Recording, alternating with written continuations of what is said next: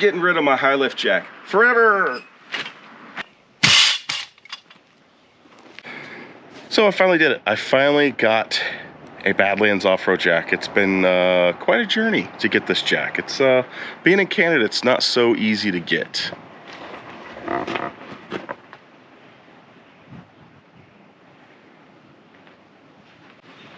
So I'm getting rid of my HiLift Jack forever. It's no longer going to be in my truck. It's big, it's heavy. I normally carry a floor jack anyway, so it's not like it's a weight thing for me. It's just, this jack is just, I've never used it. In the right hands, it does work great, but for me, for my use, it just doesn't work for me. I've only used it one time to lift the truck, and really it was just to try it out, and I've never really used it. So it's just, it's gonna go bye-bye. So the reason why it's so hard to get it in Canada is they won't ship to Canada. So what you have to do is you have to drive down across the border, pre-order the jack, unless they have one in stock, but you have to pre-order the jack and then wait for the jack to come in. I'm not gonna bash Harbor Freight Tools, but it took quite a while for me to get the jack. That's all I'm gonna say about that part. This video is why I bought the jack and what my use is for it and why it's gonna work best for me. This is one of the reasons why I bought this jack, because of the big wheels, and it rolls easy, and I knew it would fit in my truck perfectly. So that's one of the big reasons why I wanted this jack so bad.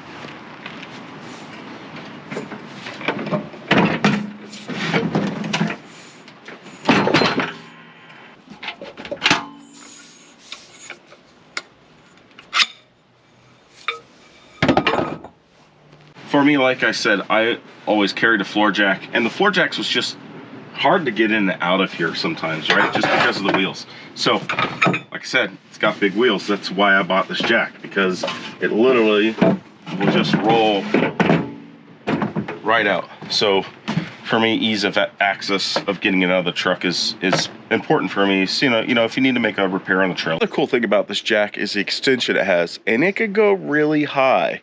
I don't think I quite have it all the way up. I think I can go up a little bit more, but it's pretty impressive how this thing could lift something up.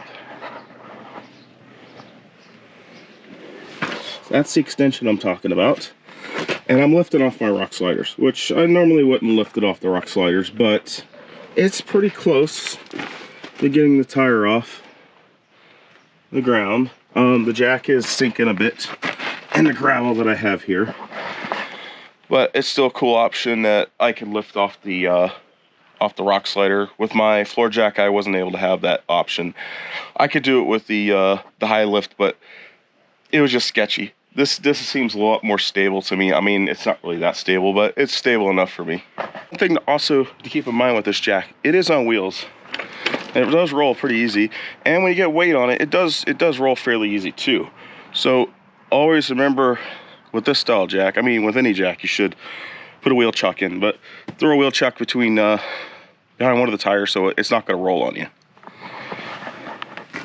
So one of the downfalls of this jack that I did not expect was I can't lift off my upper control arm because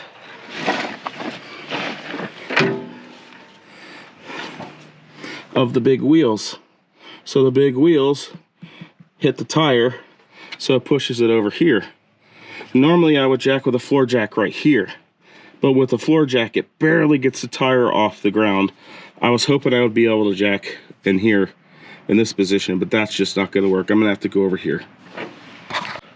So this is one of the locations that I could jack up on my under my skid plate here. It's got frame support underneath of it, so it's strong, and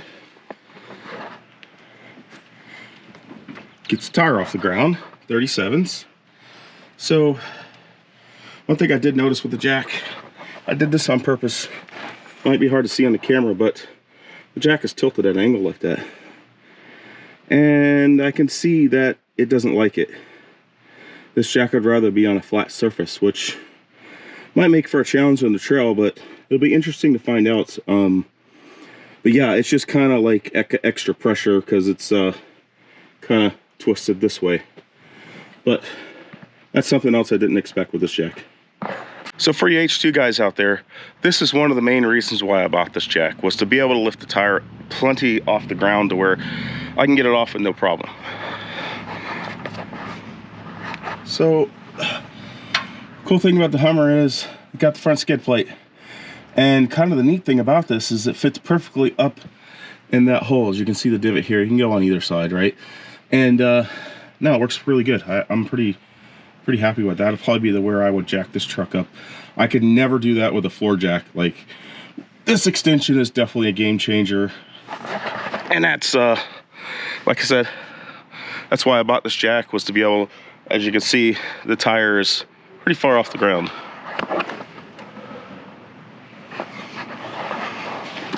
And I'm running 37s. A lot of you guys out there that off-road H2s, they run 37s. 37s fit with basically no mods, just a couple cranks on the front torsion bar and you're good. Some of my reasons for buying this Badlands off-road jack with the big wheels. For the price point, can't beat it. I think it's a pretty decent price. I didn't do a video on all the specs and all that stuff because everybody's done that. Everybody's done torture tests.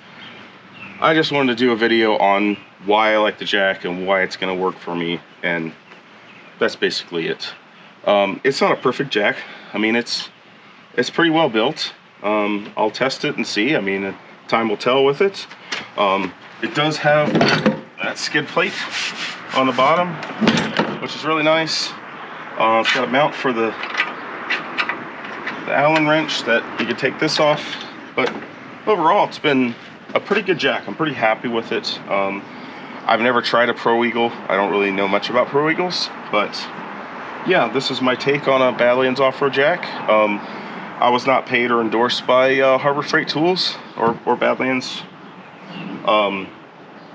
This is just me, in my opinion. Thanks.